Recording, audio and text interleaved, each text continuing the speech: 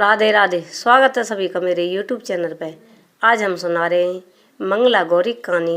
मंगला गौरी कहानी पहले सोमवार लगता है सावन का। सावन के सोमवार से पहले मंगल आता है, जभी से मंगला गौरी की पूजा होती है। एक शहर में, पंपापुर शहर में, एक साहूकार और उसकी पत्नी रहते थे। साहूकार खूब धन धान से भरपूर था। अन्न धन की कोई कमी न थी, पर उसके घर में एक कमी थी, एक संतान न थी। संतान के कारण वे दुखी रहते थे। एक दिन उनके घर पे एक साधु आया और साधु को सारी बात साहूकार ने सुनाई। साहूकार ने और साहूकार की पत्नी ने उनसे विनती करी कि महाराज, हमारे घर में सब चीज़ का सुख है, पर एक दुख है, हमारे कोई संतान नहीं है। साधु बोला साहूकार की पत्नी से, तुम मंगला गौरी की पूजा करो। सावन में पहला मंगलवार लगे, उससे मंगला गौरी की पूजा करना विधि विधान से, तुम्हारे घर में पुत्र रतन की प्राप्ति होगी। साहूकार की पत्नी ने सावन के महीने में पहला मंगल लगा, जभी से मंगला गौरी की पूजा करी। एक दिन सपने में साहूकार से पार्वती माता ने कही, पार्वती माता की पूजा करती थी उसकी पत्नी। पार्वती माता ने कही कि जंगल को जाना और जंगल में आम के पेड़ के नीचे माँ गणेश जी बैठे रहे, वहीं से तुम एक फल ले आना। तो साहूकार जंगल की ओर गया। जंगल की ओर जाते हुए माँ एक पेड़ के नीचे गणेश जी बैठे थे।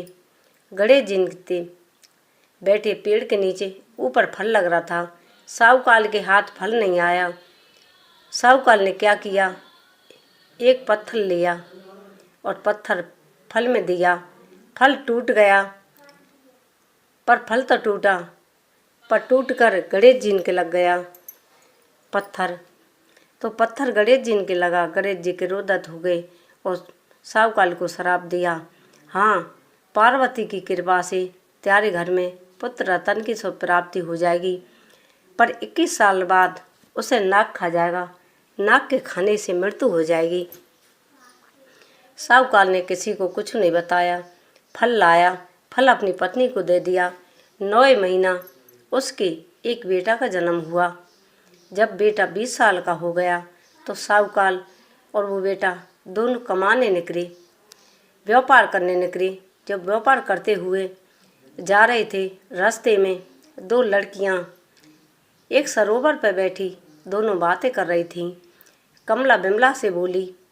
वे दोनों साहूकार और साहूकार का बेटा दोनों एक पेड़ के नीचे बैठे थे। जब दोनों लड़की बातें कर रही थीं, कमला बोली, मंगला, मैं बहुत दिन से मंगल का व्रत रहती हूँ और मंगला गौरी की पूजा करती हूँ। अब मंगला बोली, कमला, इससे करने से क्या होता है कि मेरे मन पसंद पति की प्राप्ति होगी। जैसा मैं पति चाहूँगी, जैसा पति मिलेगा और मेरा पति चिरंजीव रहेगा। तू भी मंगला का व्रत रहकर मंगला गौरी की पूजा करोकर, इसमें पार्वती जी की पूजा होती है। जब कमला मंगला को समझा रही थी, साहूकार और साहूकार का बेटा दोनों सुन रहे थे। आपस में बाप बेटे ने दोनों ने बात करी कि इस लड़की से मेरे लड़के की शादी होनी चाहिए। लड़का राजी हो गया। 2 लड़की इनके पीछे पीछे चले गए। पीछे पीछे जाकर जो एक साहूकार की लड़की थी, जो कमला, उसके पिता से लड़के के पिताजी ने बात करी कि तेरी लड़की मेरे लड़के के योग्य है। तो 2 राजी हो गए और खुशी से शादी हो गई। शादी होकर जब कमला ससुराल में आई, अपने पति की और ससुर की बहुत सेवा करने लगी। पर मंगला गौरी की पूजा, जो जानो पार्वती जी की पूजा, उसने कभी ना छोड़ी, जैसे ही करती रही।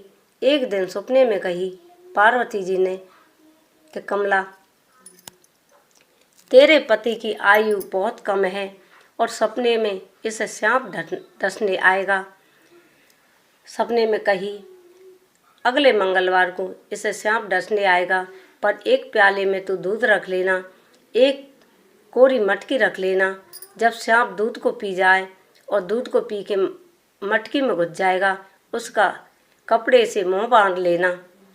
तो कमला ने ऐसा ही किया था। जब सांप आया, किसी से कोई बात नहीं बताई, सांप ने दूध पी लिया और दूध पीकर उस मटके में बैठ गया। कमला ने उसका मुंह बांधा और बांधकर उसे जंगल में छोड़ आई। जिसी दिन से कमला का पति बहुत चिरंजीव हो गया। और फिर अगले मंगलवार को कमला ने गौरी माँ का उद्यापन किया। उसके पति की बहुत बड़ी आयु हो गई। कहते हैं मंगला गौरी का व्रत करते हैं, उसके पति की आयु बहुत ज़्यादा हो जाती है, चिरंजीव हो जाती है। धन दान की पार्वती माँ की कृपा से कोई कमी नहीं रहती। जय मंगला गौरी माता की, जय पार्वती माता की। जैसे उस लड़की के पति की आयु दई, ऐसी जो कहानी सुने, हुंकरा भरें, कहानी के सबके पति की आयु बड़ी करना। जय मंगला गौरी की, जय पार्वती माँ।